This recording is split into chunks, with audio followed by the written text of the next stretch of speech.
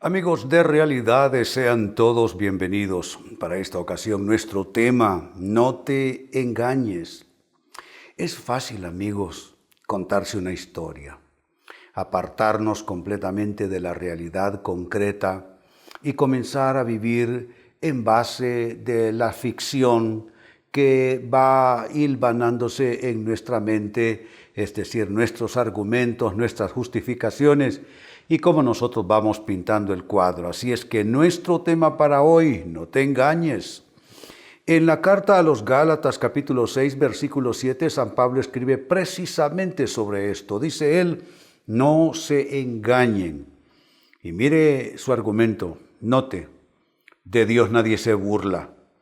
¿Qué está diciéndonos San Pablo? Que Dios es el primero que va a juzgar nuestras actuaciones y podemos nosotros creernos la historia y los amiguitos, las amiguitas por ahí también acompañarnos en esto, pero dice, de Dios nadie se burla. Y atención a la sentencia. Es una sentencia que no admite ninguna clase de argumento en contra. Cada uno cosecha lo que siembra. Quizá te engañes un día o 300, pero el caso es que tarde o temprano cosecharás el resultado directo del engaño que tú mismo te has propiciado. Entonces, con esta base tan sólida de esta escritura paulina, procedamos a responder a la interrogante, ¿cómo nace el engaño? Amigos, ¿con qué insumos, con qué materia prima se va elaborando el engaño que es mental, que es emocional, que es espiritual? ¿Cómo nace el engaño?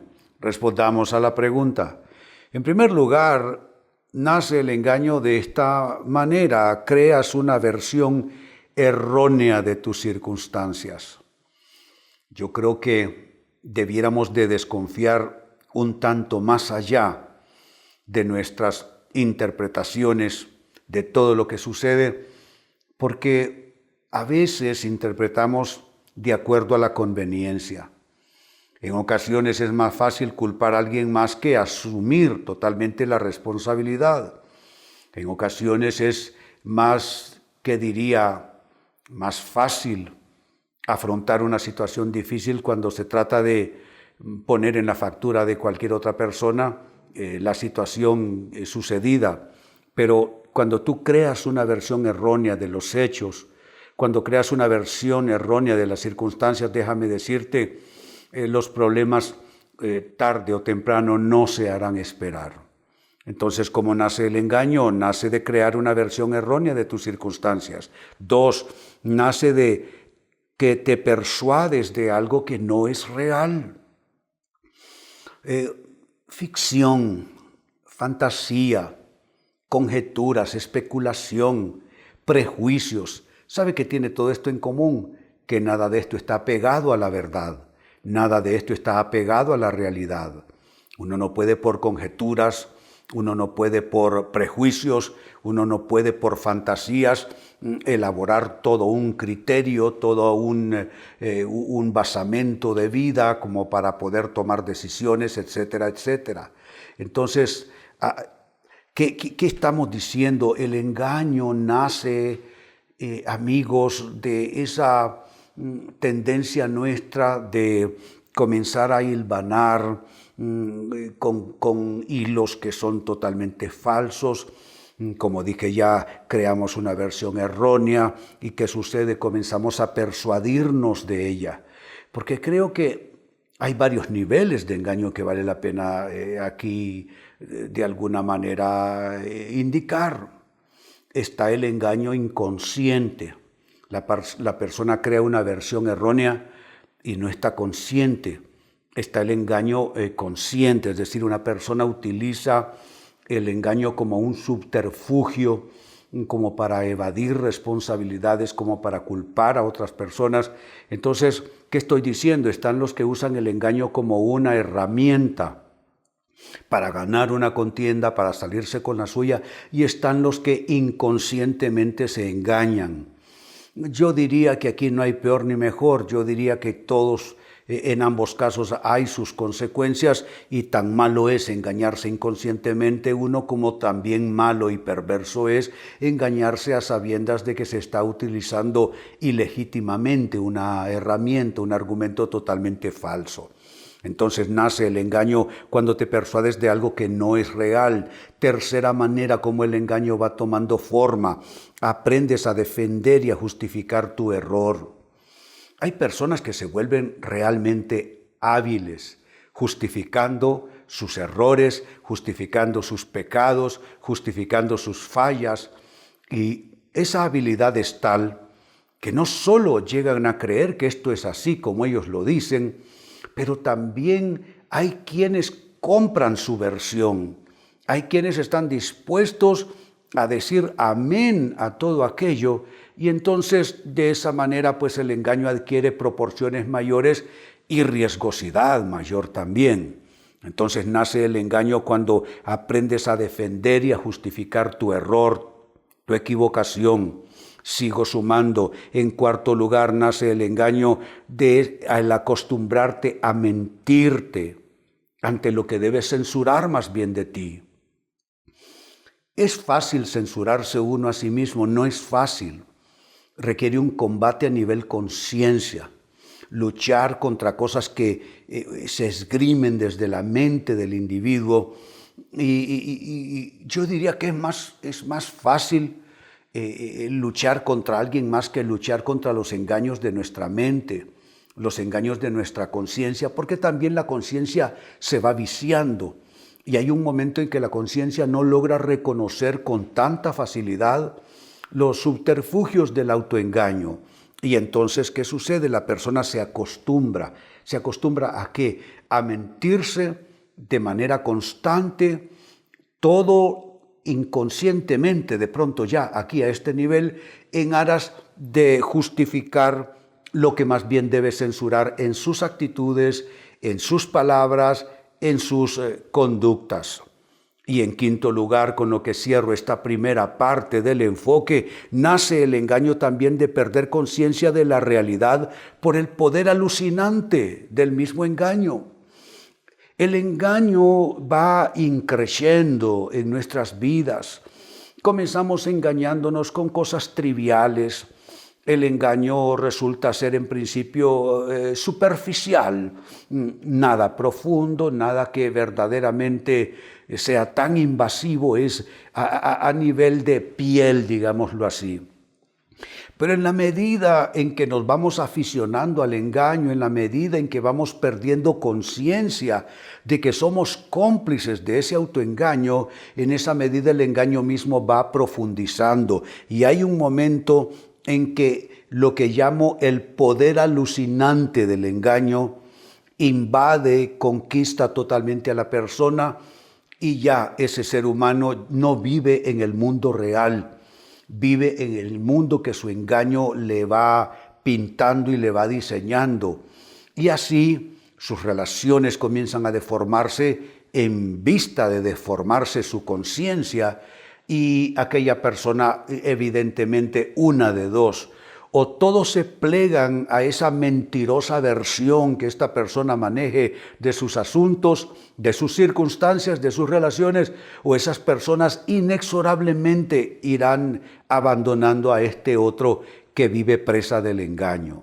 Entonces, amigos, les he hablado acerca de cómo nace el engaño en una persona.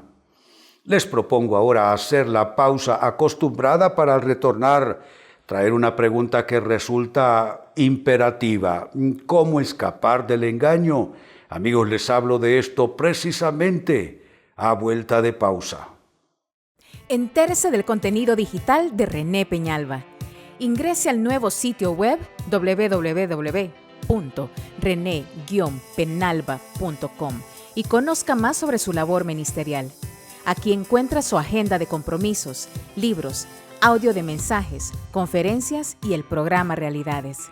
Además, el nuevo podcast disponible en iTunes y SoundCloud. Suscríbase totalmente gratis. Búsquelo como René Peñalba. Y para estar conectado, sígalo en su página de Facebook y canal de YouTube. No se pierda el valioso contenido digital de René Peñalba para edificación de su vida y ministerio. Amigos, estamos ya de vuelta y les recuerdo que nuestro enfoque de hoy se titula No te engañes. Noté la forma directa en que se plantea este tema porque de alguna manera es una palabra de advertencia, de abrir los ojos, concentrarse, despertar, observarse uno a sí mismo y hacer una correcta lectura de actitudes y actuaciones, porque el engaño es tan sutil que puede hacer su víctima hasta a la persona más bien dotada. Entonces este es nuestro tema, no te engañes. En Gálatas capítulo 6, verso 7, San Pablo escribió respecto al engaño lo siguiente, dijo él, no se engañen, de Dios nadie se burla, cada uno cosecha lo que siembra. Y esta ley de la siembra y la cosecha, Jesucristo o Dios o el Espíritu Santo a través de San Pablo, inspirando la pluma, la mente, el corazón de San Pablo, indica que toda mala siembra y mala cosecha tiene previamente un proceso de engaño en la persona. Eso significa que todo aquel que siembra mal en relaciones, en asuntos financieros, en vida privada, en vida espiritual, todo aquel que siembra mal previamente se engañó. Y se le hace la advertencia, puedes engañarte todo lo que quieras, pero vendrán dos cosas. Uno, a Dios no lo engañas. Y dos, por engañado que estés, si siembras mal, mal cosecharás. Nadie entonces puede decir, es que no sabía, si alguien me lo hubiera explicado. No, amigo, amiga, simple y llanamente se llama engañarse uno a sí mismo, a sí misma. Ahora bien, en la primera parte del enfoque les hablé acerca de cómo nace el engaño y les dije lo siguiente. Nace el engaño cuando creas una versión errónea de tus circunstancias. 2, cuando te persuades de algo que no es apegado a la realidad. 3, cuando aprendes a defender y a justificar un error. 4, cuando te acostumbras a mentirte ante lo que debes censurar. Y 5, finalmente, cuando pierdes conciencia de la realidad por el poder alucinante del engaño. A veces esto como comienza es haciendo una mixtura, un poquito de verdad y otro poco de engaño. Y al final aquella poción termina siendo verdaderamente intoxicante. Ahora, ¿cómo escapar del engaño? Definitivamente esto es absolutamente necesario dentro de este análisis. ¿Cómo logra usted, amigo, cómo logra usted, amiga, escapar del engaño? Déjenme darles algunas respuestas. Se logra escapar del engaño, en primer lugar, cuando te obligas a considerar todas las posibilidades, aún aquellas que te disgustan. ¿Qué es lo que pasa con la gente que se engaña? En su lista de consideraciones solo está aquello que pasa la prueba de la conveniencia propia. Entonces, esto me parece que sí, esto me parece que también, esto también lo puedo poner en lista, pero todo tiene un denominador común, es lo que le agrada a la persona, es lo que la persona escogería. De ahí el consejo, ¿quieres escapar de estarte engañando? Oblígate, mira qué palabra se introduce. Oblígate a considerar todas las posibilidades hasta aquellas que te disgustan.